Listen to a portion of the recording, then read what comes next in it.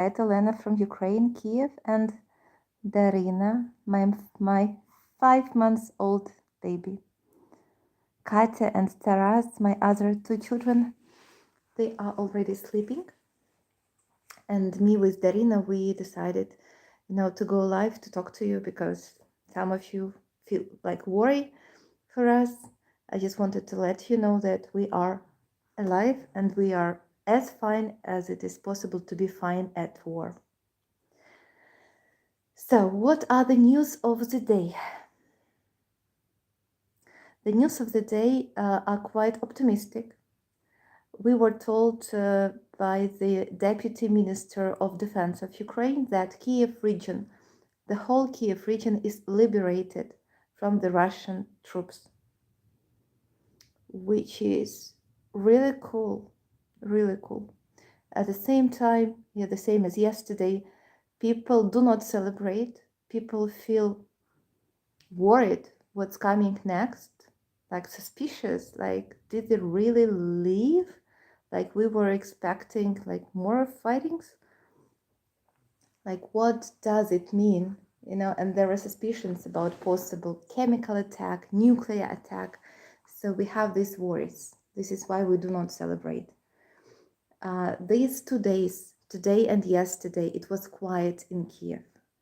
Yes, if before we always heard explosions, gunshots while we stay here inside of Kiev, yesterday and today in the daytime it was quiet. And this silence was disturbing and worrying. But it's already the 2nd day, and we push them back and back, and now they are back to Belarus. And yes, we have the news that all Kiev region, it is free from Russians. At the same time, people in Kiev region, not in Kiev but outside of Kiev, in Bucha, Irpin, and some other like small towns that were liberated yesterday and today from Russian troops, they will have 2 days curfew. People will have to stay in the basements. Those people who were under occupation. That's our Ukrainian soldiers. Army can check the streets to make sure that there is no Russian, we call them diversants. How is it in English? Like any Russians left. Just to find them and catch, or what. The other reason why we do not celebrate, the videos, the pictures that we get from Bucha, Irpin, that show us the scale of destruction over there, they are just awful. Those small satellite towns near Kiev, they were very picturesque, very green. They were idyllic.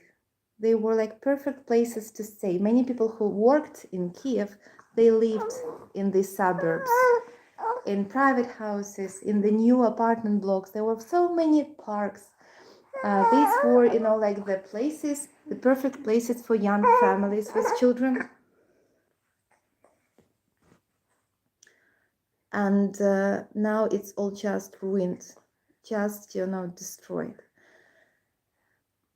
And on this video that I posted today on my Facebook page, you can see just a lot of dead bodies on the streets. Guys, it's just, about 20 kilometers away from my home, from where I am right now. Well, I'm right now in the shelter, but it's very close to my apartment, to my home. Guys, just 20 kilometers away from here, there are dead bodies on the streets. Many, many dead bodies on the streets. When retreating, Russians, they mined everything. They put, explosives everywhere. In the houses, in the apartments, in the hospital, even in the dead bodies of people. Yeah, the images, Thomas, you've seen this. Yeah, the images from Bucha are horrible. Yes.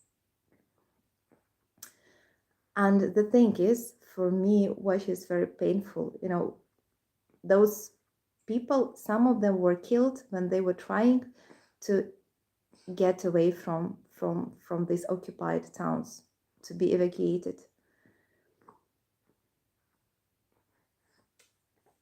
As well, we have information that Russians were killing all men who were between 18 and 60 years old. Men of this age, they have to be mobilized, to go to the army. So these men who are potentially can serve in the army, they were killed. Some of them were tortured. That means they were painfully killed. As well, unfortunately, we have information, a lot of news about women and very young girls raped by Russians. And some of these girls are just children, 12 years old, 13 years old. They are just children. And they were raped. These girls are right now in the hospitals. They receive some psychological help. They are afraid even of their own parents. This is such a big trauma. And some of them did not survive this raping because it was very violent raping. Now, not just to enjoy to have some sexual pleasure. No, that was violently raping. Just, I don't know what kind of pleasure is it. I mean, they were just ripped apart, these girls. Many of them saw how their parents were killed. Many children saw how their mothers were raped. And the men were just taking turns in raping women. I'm sorry that I'm saying this all. Maybe I'm hurt your feelings, but just imagine how our feelings are hurt.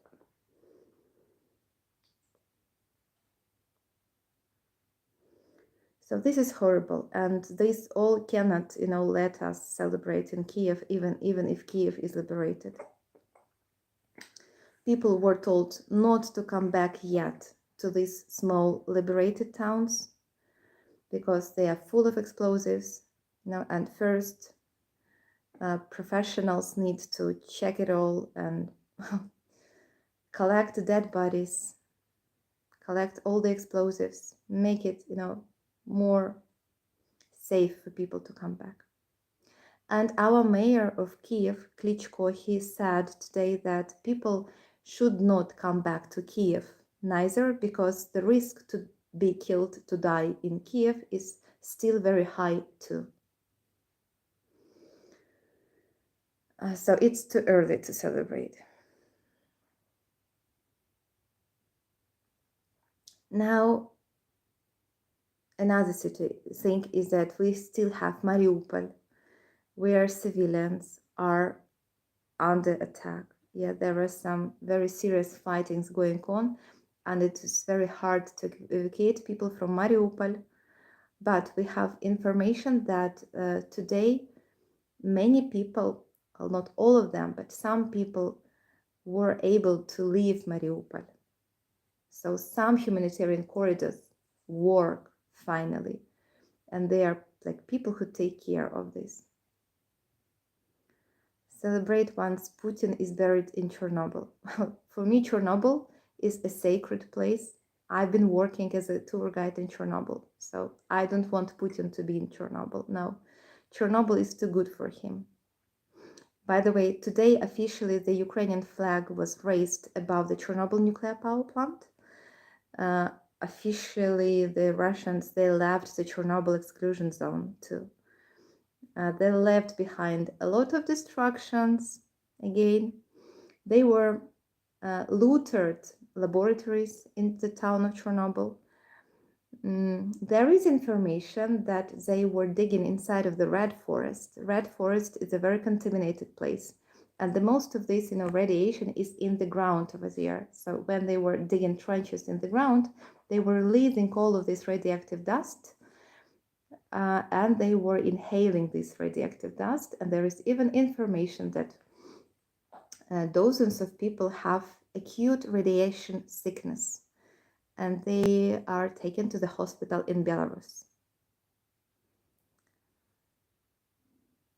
So they are not very smart, and they get what they deserve. What else? They were looting in Chernobyl. They were stealing even forks and spoons from the local restaurants. canteens.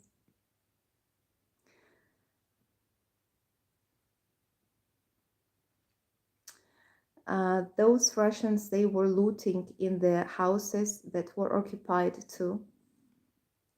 And that impressed me a lot, that, you know, they were taken from the houses toys for their children. Toys. They were taken even kids' shoes. Just imagine, you go, I don't know, a man, a human being, goes to the war, to another country to kill people over there, and he finds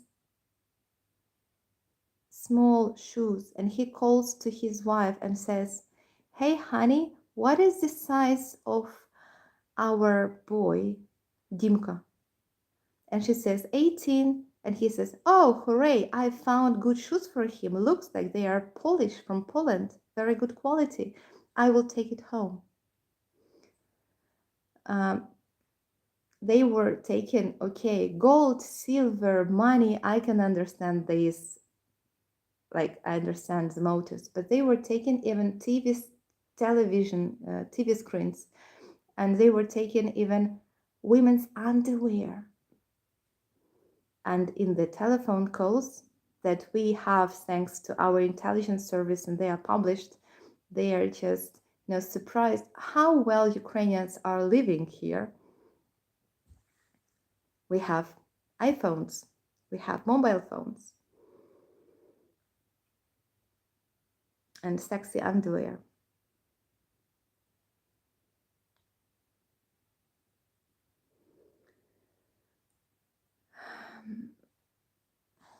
Yeah, this is awful. So the war continues. Now they say that the Russian troops, what our authorities tell us is that we still have to be on high alert, because Kiev and other regions, all of Ukraine, is especially civilians, are under danger, because they install some, you know, weapons on the territory of Belarus and on the warships in the Black Sea, and they throw missiles towards all of Ukraine, basically, from Belarus in the north and from the Black Sea in the south. And those missiles, they are not very exact, and they can hit not only some fuel deposits or, I don't know, airports, they can hit residential areas. And we have seen this before. So in Kiev, each neighborhood is already bombed by a missile. And, you know, this is why when I go outside from the shelter with my children, because I have no one to leave them with, I'm always with my children. You know, I'm always under big stress and fear that at any second a missile can hit me and just kill me, or wound us. And to be wounded, I'm afraid more of this, you know, than to be killed altogether. Like, okay, if it happens, let us. Just, I don't want my kids to feel pain, and I'm afraid myself of pain. And yeah, okay, sorry. It's not something that I'm ready to talk about right now. So it's still dangerous everywhere in Ukraine. We are very vulnerable because the sky is not close to Ukraine. And, you know, the source of this danger, it's in the Black Sea and it's on the territory of Belarus. And they keep throwing those missiles into Ukraine. So from time to time, each of the regions here, even those regions in the west of Ukraine that were supposed to be safer, they have this air siren on. It's very hard to stop a missile. Nevertheless, Ukrainian army does it quite effectively, but not 100% of missiles are hit, you know, and even if these missiles are hit, parts of the missiles, when they fall on the ground, they cause casualties. The building can catch on fire, the building can be like destroyed, and people can be killed and injured, unfortunately. So it still continues. But we were told by Ukrainian authorities that looks like those Russians, they are regrouping to hit from the, you know, the east of Ukraine. Like they failed to take over Kiev, even though they wanted to do it just in 2 days. But they failed to take over Kiev. But we understand quite well that they will try it again. If not now, then later. So this is like forever. Okay. I see some questions, but some of them I missed them. I'm sorry. Something about Dante. Dante, feel free to stop watching Olena's videos. I don't know what Dante wrote, but yes, like anyone, feel free to stop watching my videos. Like I'm not, asking anyone to watch this. Dante is a troll. Okay, so there are some trolls. But in fact, most of you guys here, I see that you are really like real people, real followers. And this is what encourages me to continue streaming. I really can feel your support, and it's just obvious, right? That we have some. Dante asked why you fed a baby on video. Dante, look. I'm feeding a baby right now with my breast because my baby is hungry. Yeah, you see? And she wants to sleep right now. So the reason why I'm giving my breast to my baby is because my baby is hungry. And women with small babies, they have absolutely, legal permission to feed in public places. Because this is some natural process. You see, for small babies, my breast means a bottle filled with milk, and as well, this is the way how they can calm down.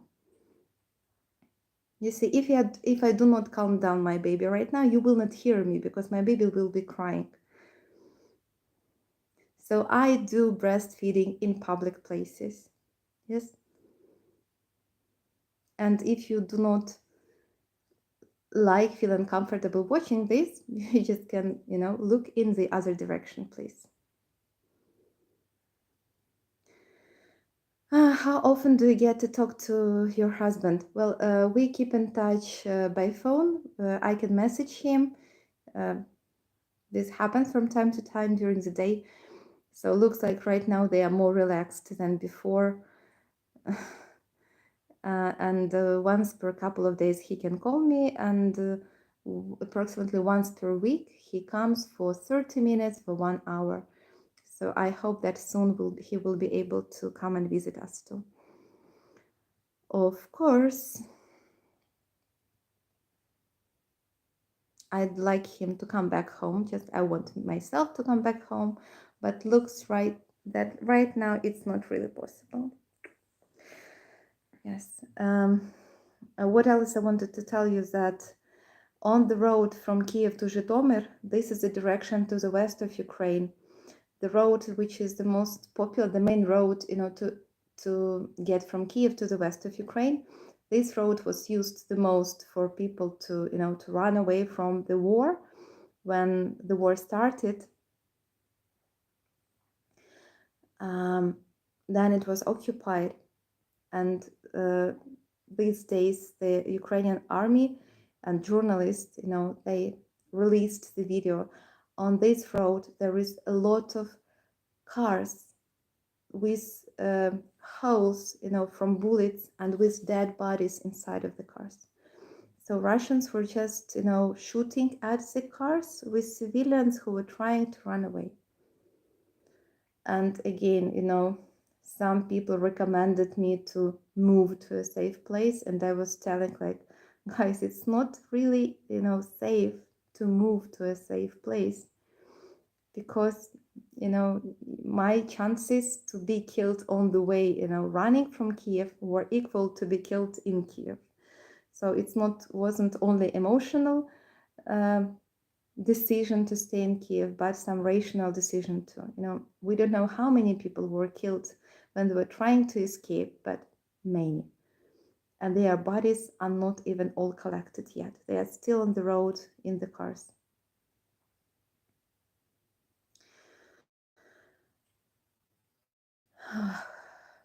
What else? We have a new member, a new woman in our shelter this night, at least. She is from she was in a village to the east from Kiev, the other direction.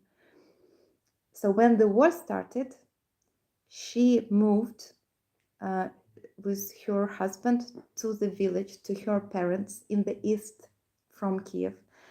Many people thought that being in the village outside of Kiev will be safer than being inside of Kiev. We did not have enough of knowledge how to behave at war because we did not expect the war really to happen. And those villages were occupied, and those villages became the main theaters of war finally. So this woman was living 1 month under Russian occupation. Luckily, she was not raped, she was not injured, she was just hungry and very scared. But this night she is in the shelter. She looks really miserable. I mean, she is exhausted. It's just, you see, again, she ran away from Kiev. She thought she is moving to a safer place, and she spent a month in hell because that was in occupation. Then yesterday, her village was liberated by the Ukrainian army, and she moved back to Kiev. Now she decides what to do, where to go, what to do.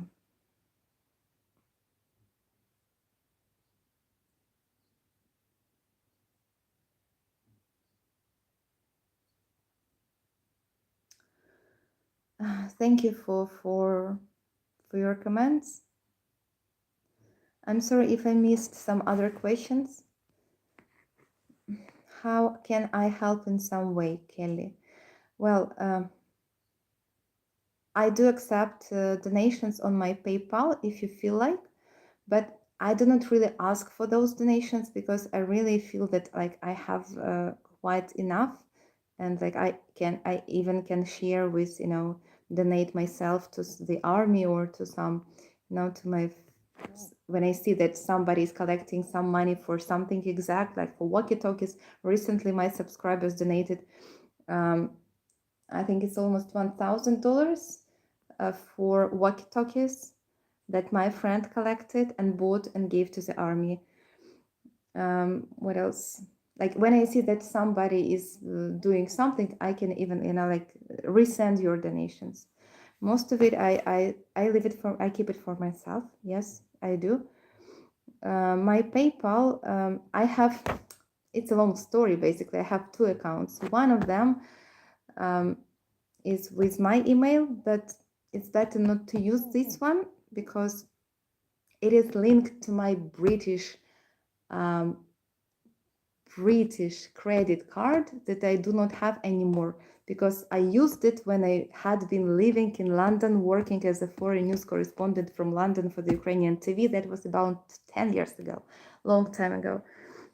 And I, for some reason, cannot close this PayPal account that is linked to my email address. But I have another email address with my Ukrainian PayPal account, and I will put it into the description of this video after the video is stopped. Okay.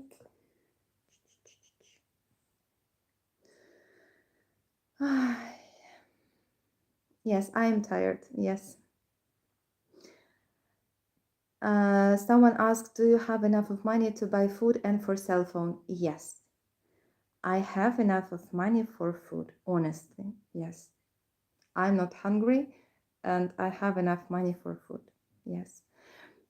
My husband, who has joined the territorial defense units, he is officially now, the territorial defense unit is a part of the army, and he will receive the military salary.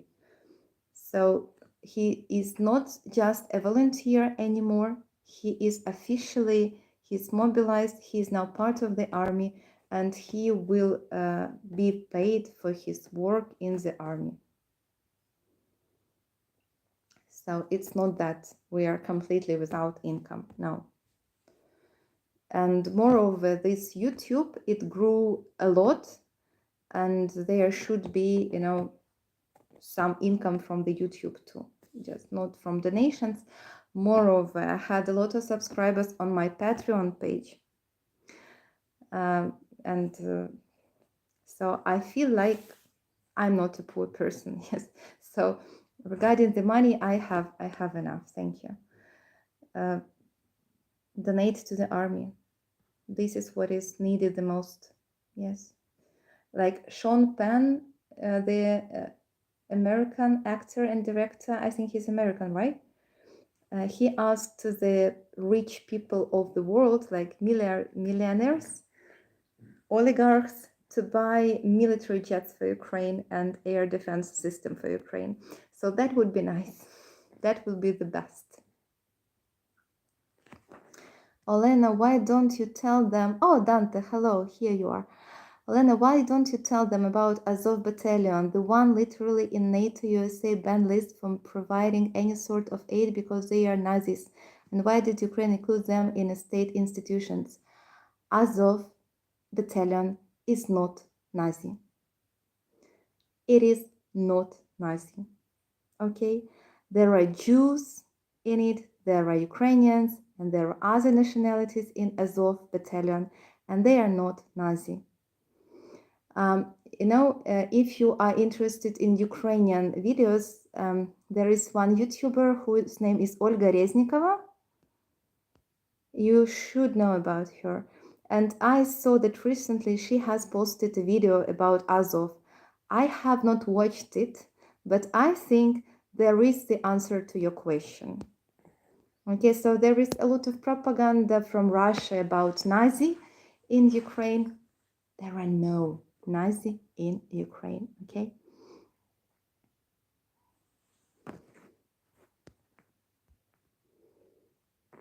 Block Dante.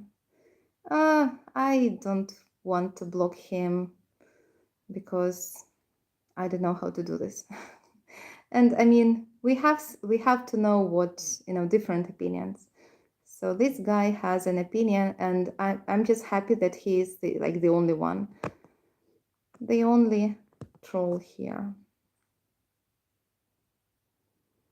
Okay, is this Biolena coffee link work to help you on your YouTube page? Yes, the link buy me a coffee works too.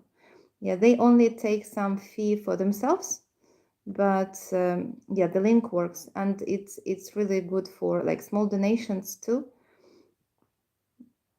Yeah, this is another way how you can support the channel if you feel like.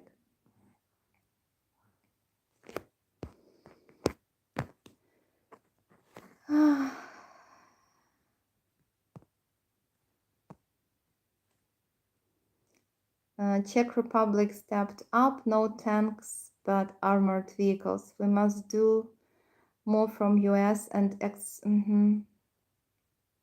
Thank you. Thank you. Yeah, I can really see that many countries step in and provide some help, and this is really cool. But unfortunately, as you can see, it doesn't stop Russia immediately. I am so naive, I thought that if Russia really attacked us, there would be, NATO would intervene immediately, America would just send. I thought that there would be peacekeepers, if not NATO, but it didn't happen. Then I thought that we would be given at least, some really quality air defense system that the sky would be closed above us, because it's not fair that, Putin just attacks us and killing us. But this didn't happen. Then I was hoping for jets, for war airplanes. This didn't happen. I thought all of Ukrainians would stay and just, resist and throw Molotov cocktails on the Russian tanks from every window, that every woman and man will fight. But 4 million of people left the country. Half of them are children, of course. But I don't know. Many people just moved to the west of Ukraine and far not all men, not all men in my country, not all women in my country are really involved into this war. You know, some, and I see that some foreigners like you guys are even more involved than some of the people here. So it's not like 100%, but maybe it's just, it's me who is naive.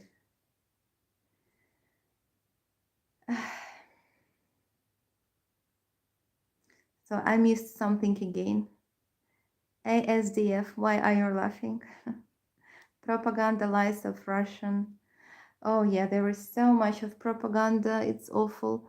Do you keep question? Do you keep track how many countries and TV channels had interviews with? Oh no, but there are so many of them. I know for sure that I talked to CNN, to news, to Anderson Cooper show. I'm just in love with this guy. He is so charming and intelligent. He's really cool. I really fell in love with him. Who else? Fox News, BBC Radio. I liked too. I don't remember the name of the journalist, but like I feel like the connection. So these guys, they like regularly call me. Some Canadian channels. From Romania, from Czech Republic, from Poland, and about 5 or 7 or even more TV channels from Japan. Yeah, British channels too.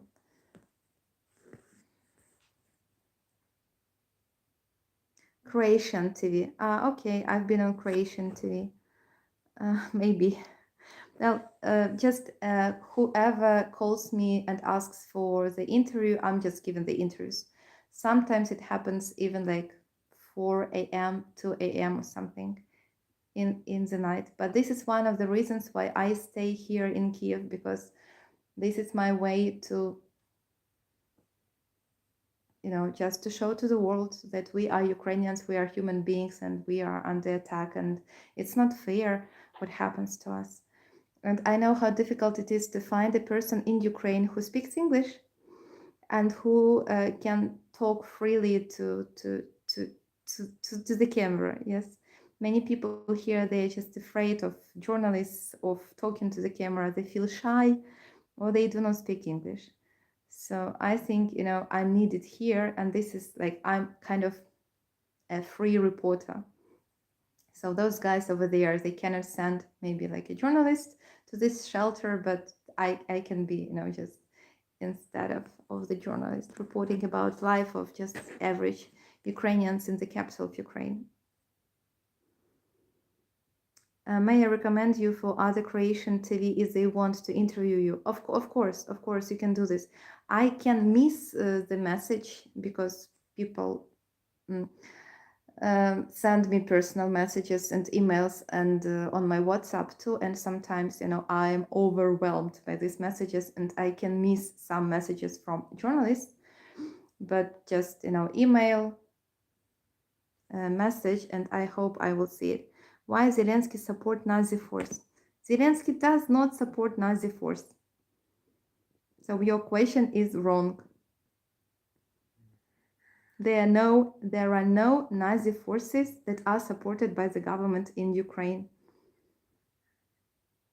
Okay, there are forces that are Ukrainian, and they stand for Ukrainian interests. This is not Nazi. Just check the vocabulary, check what does it mean Nazi, and then ask the question. Okay, there are no Nazi, there are no neo-Nazi or whatever in Ukraine supported by the government.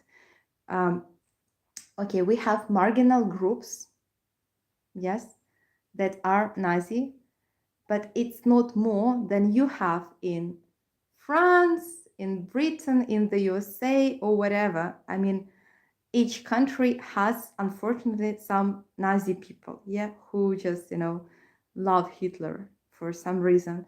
These are like bad people. We have them too. They are maybe less than 1% of population. Okay, so they are very little. No, Zelensky does not support any Nazi, and there are no Nazi in Ukraine. This is all bullshit from Russian propaganda. What else?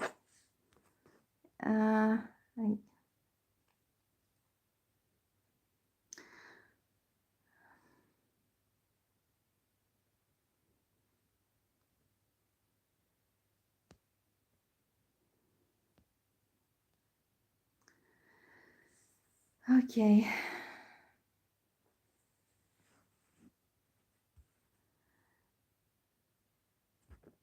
Yeah, I see you have some nice discussion about Azov. What I'd like to, Dante, before, this is what I feel, before Ukrainians, they were kind of trying to explain to Russian people who were overwhelmed by Russian propaganda, like, come on, we're not Nazi, we're just Ukrainians who protect Ukrainian identity, yes. No, we do not suppress Russian-speaking population. Just our official language is Ukrainian, but we have plenty of Russian-speaking people. Like, we were trying to, to explain, like, even with some excuse, like, oh, come on, guys, look at this, look at that.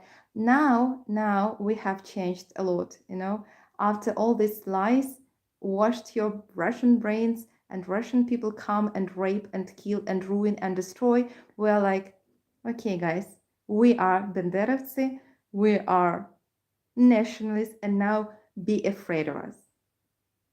Putin wanted to make some denazification of Ukraine, but what he really did, that is de-Russification of Ukraine. Because right now being a Russian is a shame, because all Russian people, if not guilty, then responsible for what is happening right now on my land. You know what? 0 child died, Russian child, 0.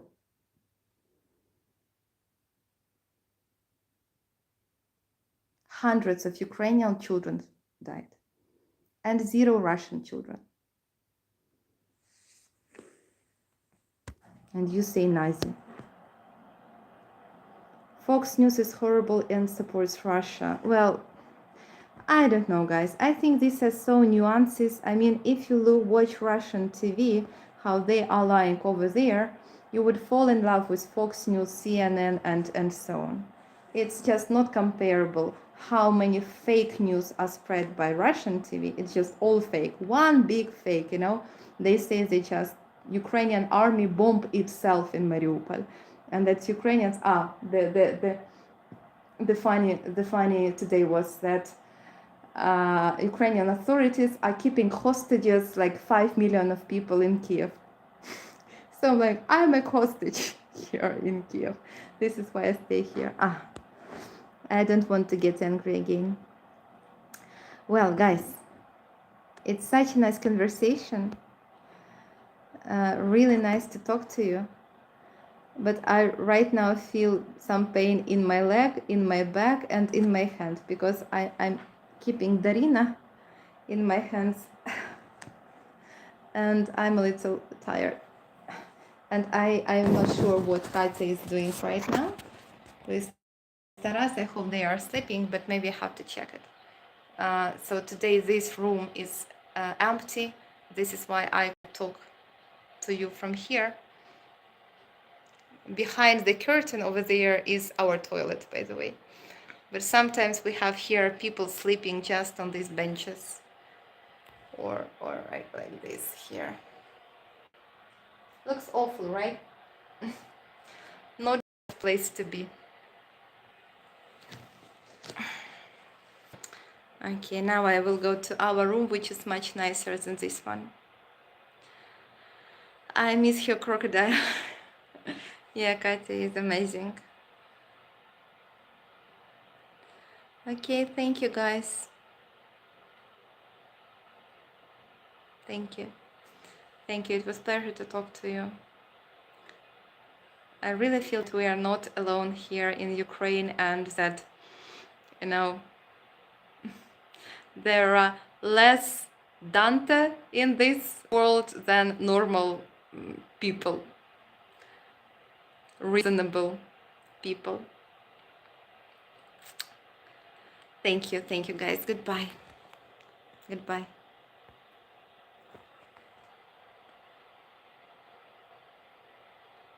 Thank you, guys.